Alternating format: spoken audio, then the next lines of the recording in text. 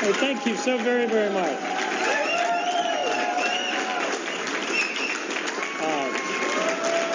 Thank you. My goodness.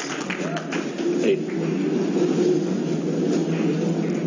thank you so very, very much. It's really, really great to be with so many good friends here in New Hampshire, and to also be in the company not only of so many good friends in New Hampshire, but also so many good friends who are Marylanders who have come to New Hampshire.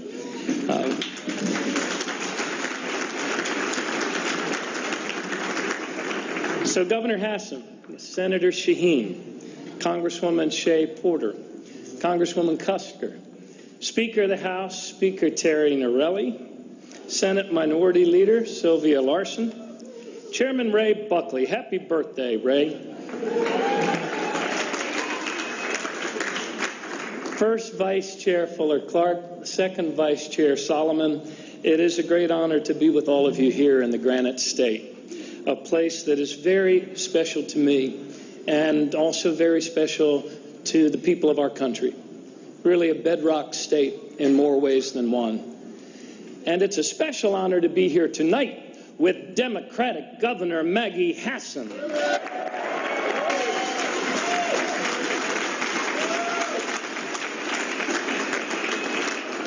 Last year, I had the honor to be able to, and the privilege to be able to serve as the chair of the Democratic Governors Association.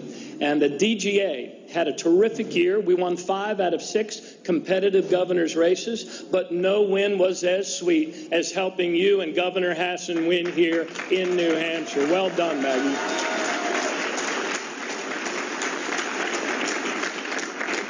Of course, I knew she would be a fantastic governor, but I am even more impressed with how quickly she and her team have gotten to work, how much she's gotten done in such a short period of time. Listen to all of this. In less than 1 year, bringing people together, what a great idea, to create good jobs, doubling the R&D tax credit, strengthening public safety, increasing funding for mental health, passing a bipartisan, fiscally responsible budget, way to go, and making college education more affordable for more families by freezing in-state tuition. All of that in 1 year.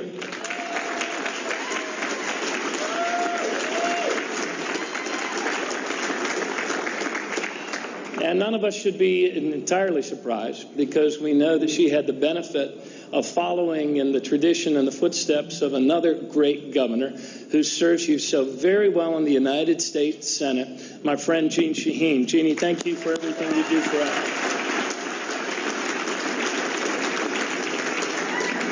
us. So next year is going to be huge for Democrats in New Hampshire, isn't it?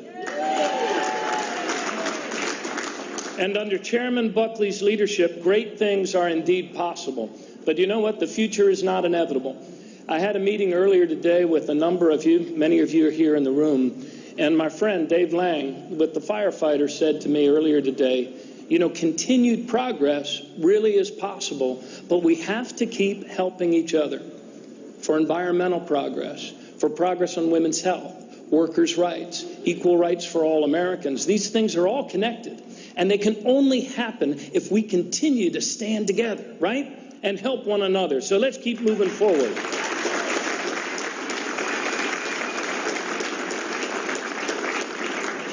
In our time together this evening, I wanted to talk with you about the story of us, about the story of Baltimore and New Hampshire.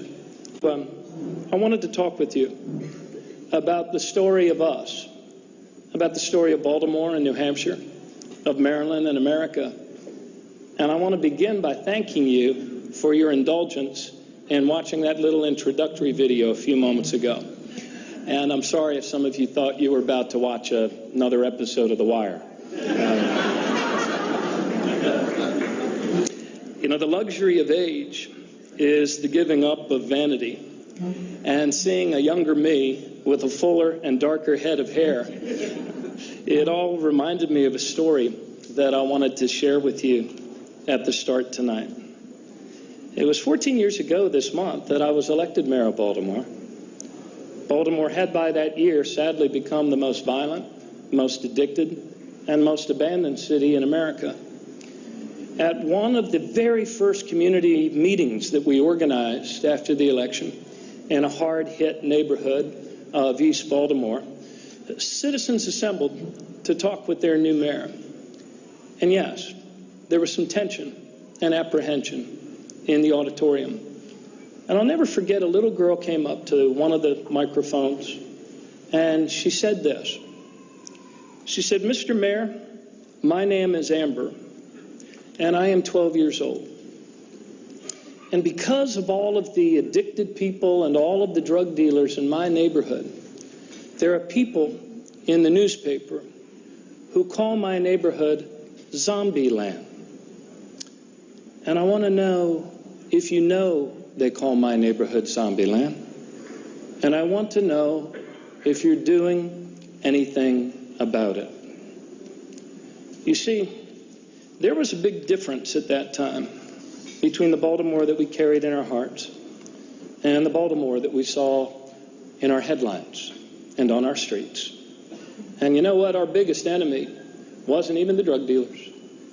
It was our own lack of belief, a culture of failure that had too many of us all wallowing in some sense that somehow nothing would ever work, and we all had countless excuses for why we shouldn't even try.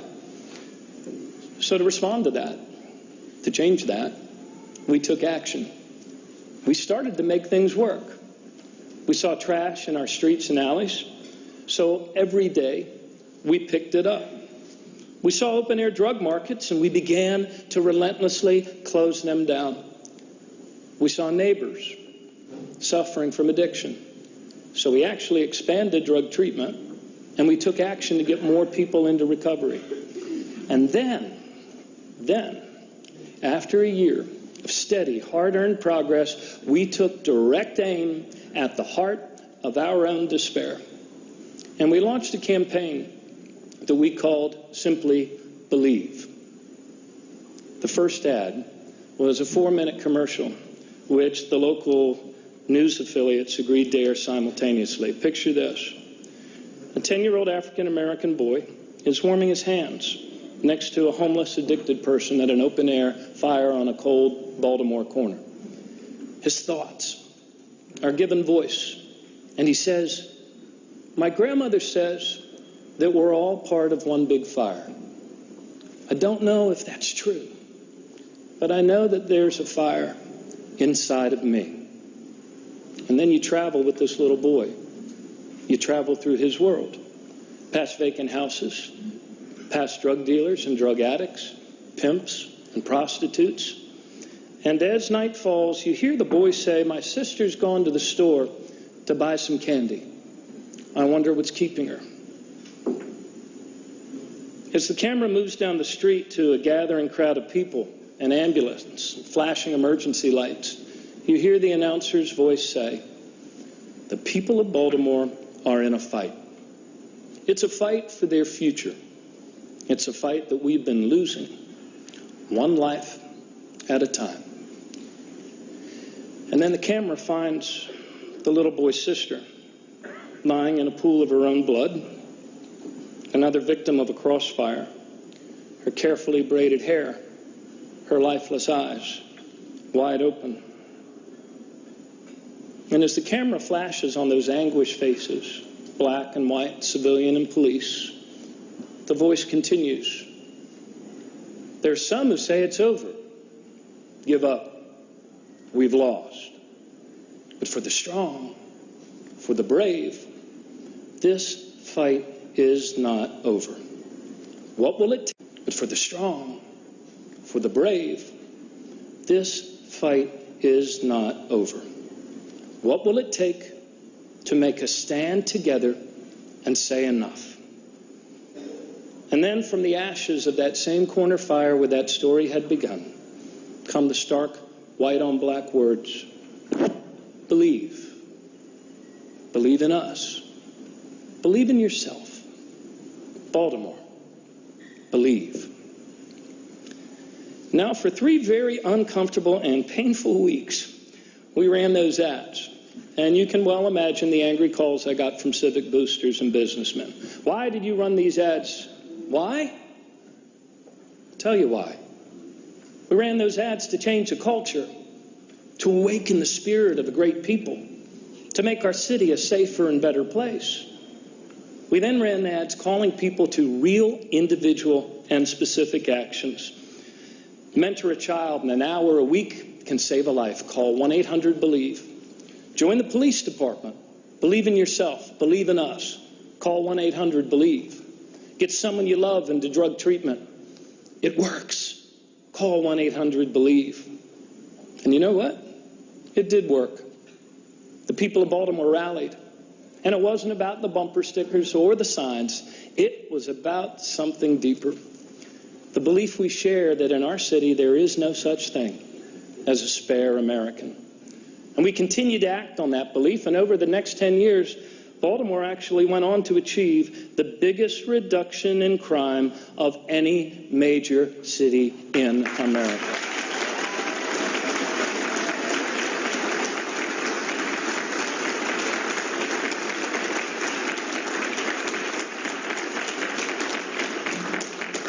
Governor Hassan, like you, I am so very, very proud of the people I have had the privilege to serve. Belief is important. Belief drives action. Now, like Baltimore in 1999, we as Americans are going through a cynical time of disbelief.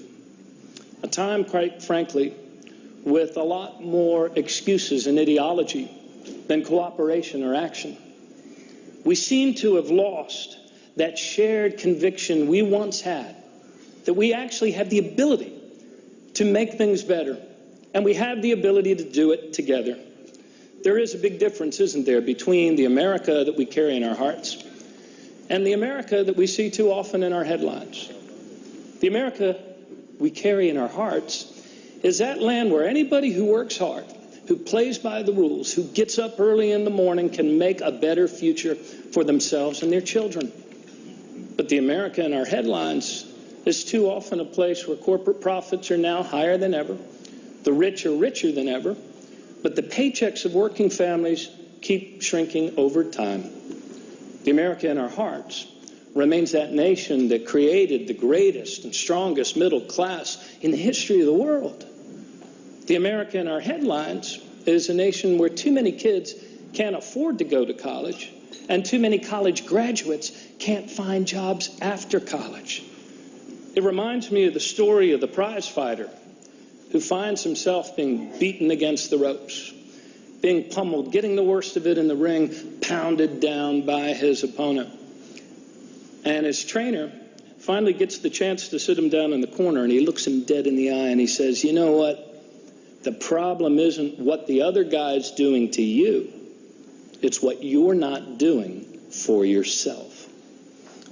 Whether you think you can or whether you think you can't, you're probably right. I don't know about you, but I've had enough of the cynicism. I've had enough of the apathy. I've had enough of us giving in to self-pitying small solutions and low expectations of one another. Let's remember who we are. For 235 years, we have been the country that thrilled the world, the country that led the world, in large part by making ourselves stronger at home. Don't you think it's time to do it again?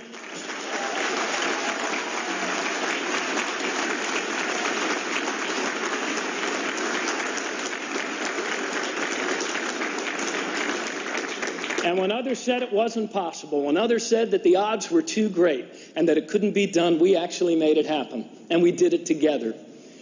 Now, America is the greatest job-generating, opportunity-expanding nation ever created in the history of the free world. Greatest job-generating, opportunity-expanding nation ever created in the history of the free world. And yes, we all know that our country works better when both of our parties are actually working and functioning. But we as Democrats, nonetheless, have an urgent responsibility today, don't we? And it's about jobs. And it's about a stronger middle class now. And it's about giving our children a better future. The truth is that after Hoover, America needed Roosevelt. After Eisenhower, we needed Kennedy. After Reagan, we needed Clinton. And after 8 miserable years of George W. Bush, we needed Barack Obama.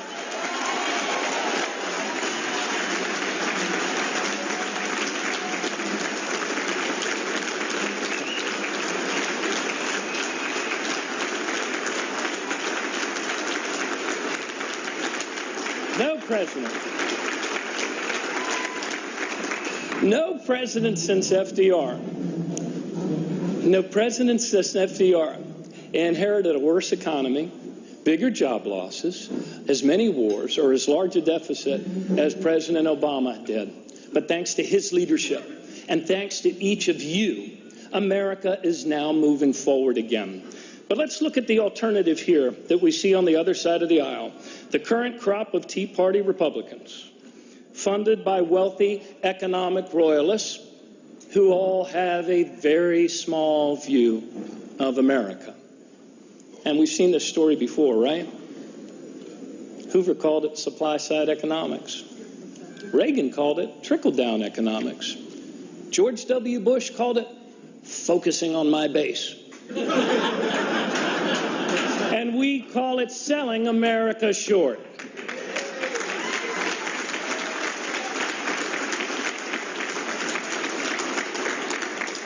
And I don't know about you, but I've had enough of Tea Party Republicans like Ted Cruz. Haven't you? These guys are too much, twisting the words of our founders to justify their own mean-spirited, short-sighted, pro-shutdown ideology. What Senator Cruz doesn't understand is that the patriots who founded New Hampshire, the patriots who founded Maryland, they didn't pray for their president to fail. They prayed for their president to succeed.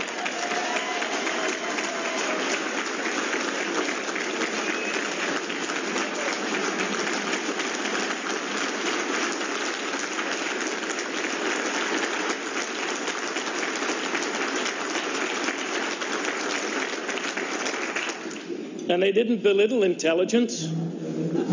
They didn't belittle learning. They actually aspired to it, and they hoped others would as well. They didn't appeal to America's fears. They brought forward American bravery, and they would never have abandoned the war on poverty to declare a war on women, a war on workers, a war on immigrants, a war on the sick, and war on hungry children.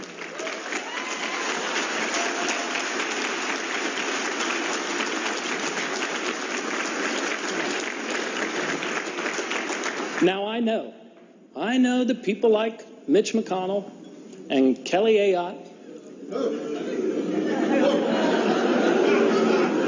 I know that they've been trying to distance themselves from the Tea Party ever since they nearly drove our country into default.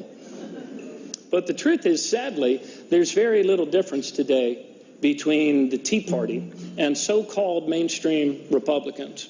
Just ask Carol Shea Porter. Just ask Annie Custer. They see it firsthand every day in the now, sadly, and but temporarily, unrepresentative House of Representatives.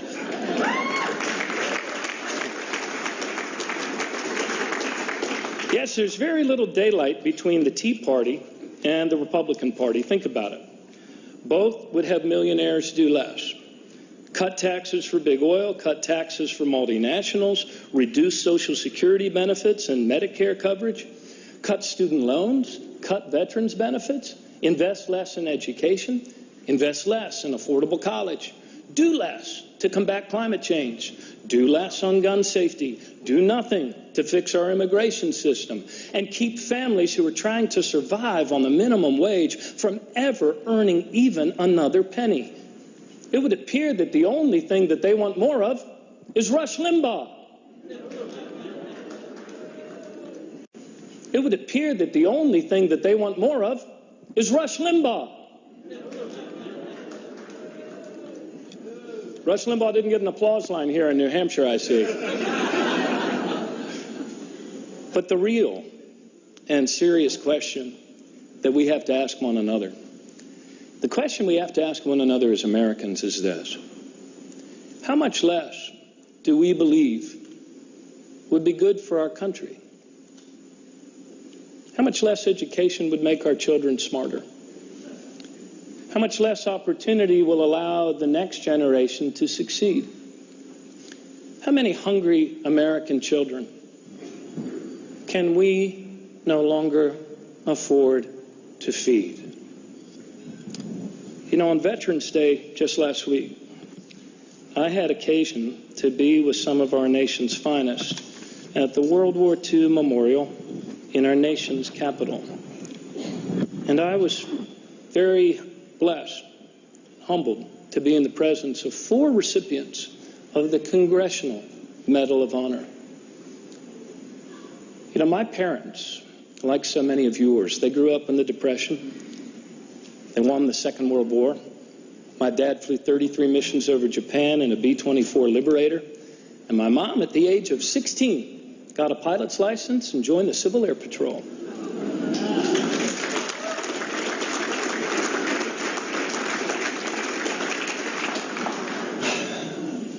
Our parents and our grandparents understood the essence that we share as Americans. And it is the truth that lies at the heart of the American dream.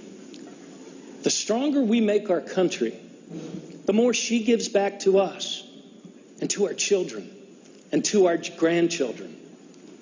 They did not serve, fight, sacrifice, work, and in many cases die so their grandchildren could grow up in a country of less. They gave to us a larger and stronger country than that, a country of more opportunity, a country of more freedom and more justice, a country that we now have the ability to pass forward to our own grandchildren, stronger and better than we received her, if only we choose to do so. Progress is a choice. Job creation is a choice. In Maryland, we have followed our president's call to make better choices so that we can achieve better results. We've done more, not less, to build a modern infrastructure. We've done more, not less, to create new jobs in those emerging new industries. We've done more, not less, to improve our children's education and to make college more affordable for more families by freezing college tuition 4 years in a row. The result, more jobs. There is no progress without jobs. Last month, we reached the milestone now in Maryland of having recovered 100% of the jobs we lost in the Bush recession.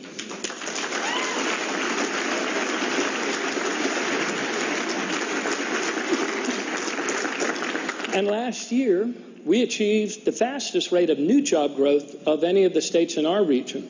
Not only do people now earn the highest median income in the nation in our state, but we're also one of the top states for upward economic mobility. And for the last 2 years in a row, the U.S. Chamber of Commerce, hardly a mouthpiece for the Maryland Democratic Party,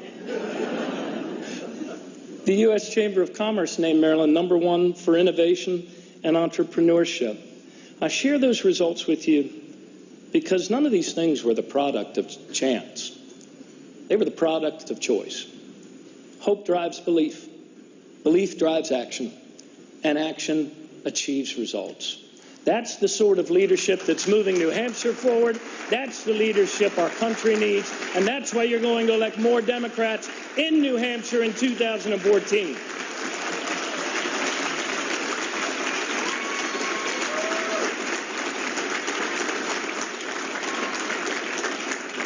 And so, my friends, conclusion, not that it's ever over. America's work is unfinished. But in conclusion tonight, I wanted to share this final story. You know, I am joined tonight by my son, of whom I am very, very proud. His name is William. He is 16.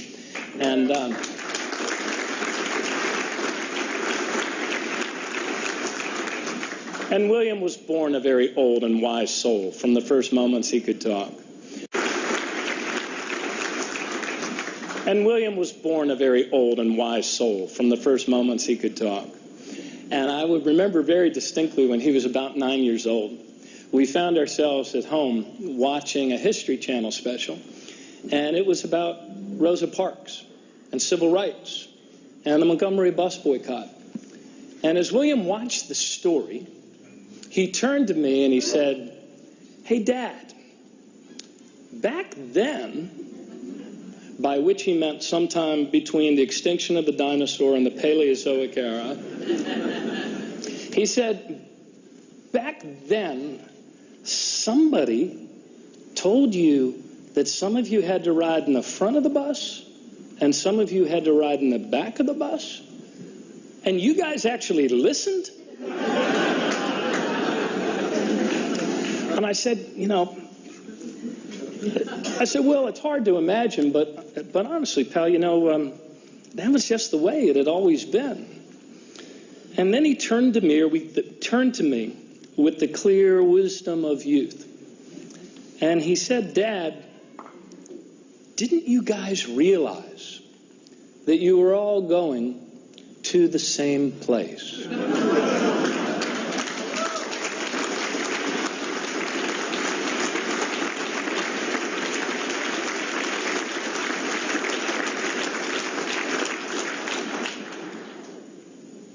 The truth is, we're all going to the same place. And we're all on the same bus. New Hampshire and Maryland, California and Mississippi. And we will move forward or slip back together. We will succeed or fail together. And we will rise or we will fall together. And we cannot allow ourselves to become the first generation of Americans to give our children a country of less. This is not a matter of wishing or hoping. It's a matter of believing and taking action. We are Americans. We make our own destiny. It means that New Hampshire must stand up. It means that Maryland must stand up. It means that each and every one of us must stand up. It only takes one person, then another, and then another to stand up and say, enough. Enough finger pointing, enough obstruction, enough wasted time. Let us achieve like Americans again. Let us lead like Americans again. Let us believe like Americans again. In ourselves, in our nation, and in one another. Together we can, together we must, and together we will. God bless you, New Hampshire.